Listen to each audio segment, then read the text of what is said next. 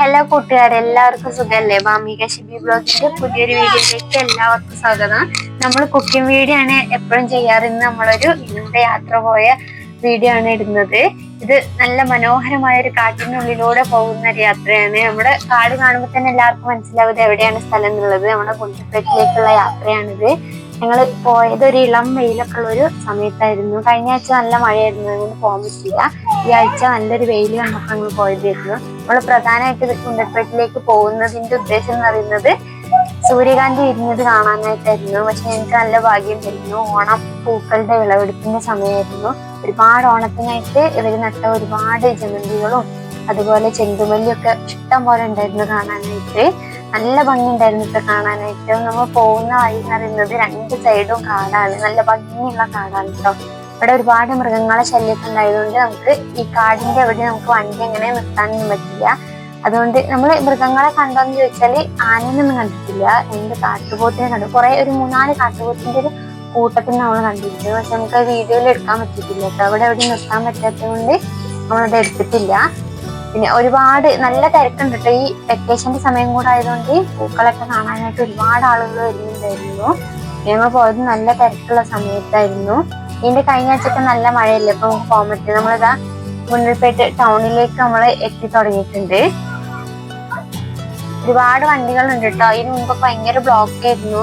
ഞങ്ങൾ പോയ സമയത്ത് അത്ര ബ്ലോക്ക് ഒന്നും ഉണ്ടായിട്ടുണ്ടായില്ല. അതുകൊണ്ട് തന്നെ പെട്ടെന്ന് തന്നെ അവിടെ എത്താനായിട്ട് പറ്റിട്ടോ. അല്ല, കുറെ പേര് പറഞ്ഞിരുന്നു പോകുമ്പോൾ ഭയങ്കര ബ്ലോക്ക് ആയതുകൊണ്ട് നമുക്ക് എത്താനൊക്കെ ഭയങ്കര ബുദ്ധിമുട്ടാണ്. ഞങ്ങൾ പോയത് നല്ല സമയത്തായിരുന്നു.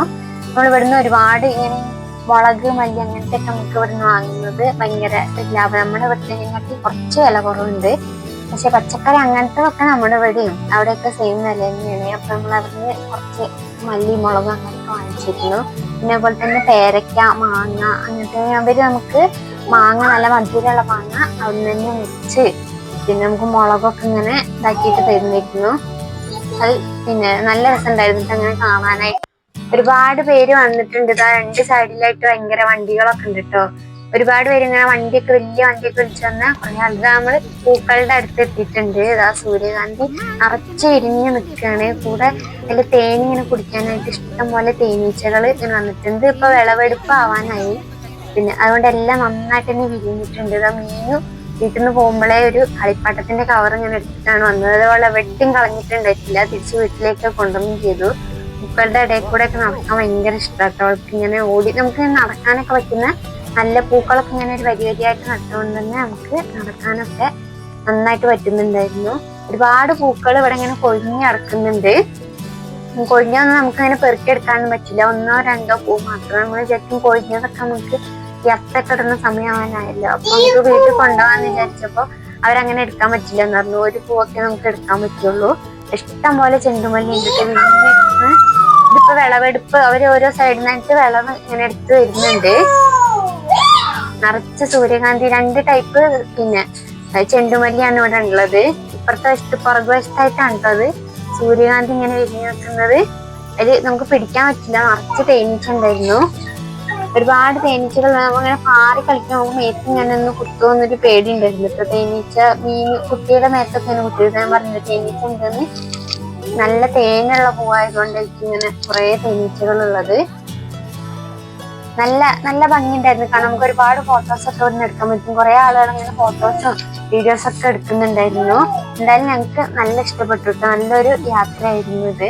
2 അമ്മമാരുണ്ട്, എൻ്റെ അമ്മയുണ്ട്, ഏട്ടൻ്റെ അമ്മയുണ്ട്.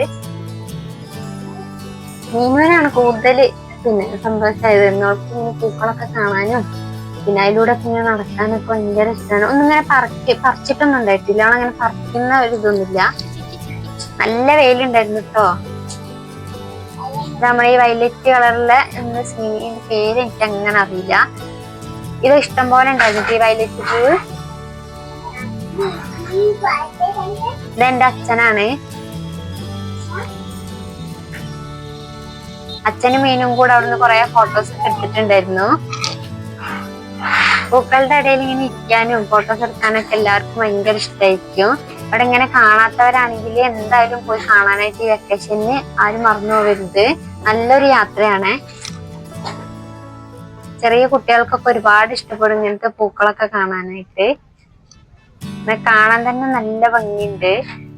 ഇങ്ങനെ ഓരോ സ്ഥലങ്ങളിലായിട്ടാണ് ഇവരിങ്ങനെ നമുക്ക് ഇങ്ങോട്ട് കയറാനായിട്ട് ഒരാൾക്ക് 20 രൂപ വെച്ചിട്ട് നമ്മൾ കൊടുക്കണം. അങ്ങനെ പൈസ വാങ്ങിയിട്ടാണ് നമ്മൾ ഈ തോട്ടത്തിലേക്ക് കയറ്റുള്ളൂ. 3-4 സ്ഥലങ്ങളിലായിട്ട് ഇങ്ങനെ കുറെ പൂക്കളുണ്ട്. നമ്മളിങ്ങനെ കുറെ ഇങ്ങനെ പറിച്ച് എടുക്കാനൊക്കെ ഇങ്ങനെ നോക്കി കുറെ കൊഴിഞ്ഞെടുക്കുന്നുണ്ട്, ഒരുപാട് കൊഴിഞ്ഞെടുക്കുന്നുണ്ട്. പെറുക്ക് അങ്ങനെ അപ്പൊ നമ്മളിങ്ങനെ ചോദിച്ചു, നമ്മളെ പെറുക്കട്ടെ എന്ന് ചോദിച്ചപ്പോ എടുക്കാൻ പറ്റുമോ? അങ്ങനെ എടുക്കാൻ പറ്റില്ല. ഒന്ന് വേണമെങ്കിൽ നമുക്ക് ഒരു സൂര്യകാന്തി ഇങ്ങനെ ഓരോന്ന് വേണമെങ്കിൽ എടുക്കാം, ഒരുപാട് നമുക്ക് എടുക്കാൻ വേണ്ടി പറ്റില്ല. അത് അവര് ചിലപ്പോ കയറ്റാം, അങ്ങനെ വിളവെടുക്കുമ്പോ ആ പൂവും കൂടെ അവര് എടുക്കുമായിരിക്കും. ഇവിടെ നമ്മൾ എന്ത് സാധനം വാങ്ങുകയാണെങ്കിലും ഒന്ന് വില ചോദിച്ചിട്ട് എടുക്കണം. നമ്മൾ ഈ മാങ്ങക്കാരൻ തന്നെ മാങ്ങ നമ്മൾ തൂക്കാണ്ട് നമ്മൾ മുറിച്ച് തരുന്നിട്ടായിരിക്കും അവര് വില പറയാം. അപ്പൊ നമ്മള് പറ്റിട്ട് വിടും. തന്നെ ഞങ്ങൾ വാങ്ങിയിട്ട് തന്നെ ഭയങ്കര പൈസ പറഞ്ഞിട്ടുണ്ടായിരുന്നു. നമ്മളെന്തായാലും വാങ്ങുന്നറിയാം, ടൂറിസ്റ്റുകൾ വരുന്ന സ്ഥലം, നമ്മൾ വയനാട്ടിൽ നിന്നൊക്കെ ഇഷ്ടം പോലെ ആൾക്കാർ വരുന്നതുകൊണ്ട് എന്തായാലും സാധനം വാങ്ങുന്ന അറിയുന്നതുകൊണ്ട് ഇവര് ഭയങ്കര വില കൂട്ടി പറയും. അപ്പൊ അതൊന്ന് ശ്രദ്ധിക്കണേ.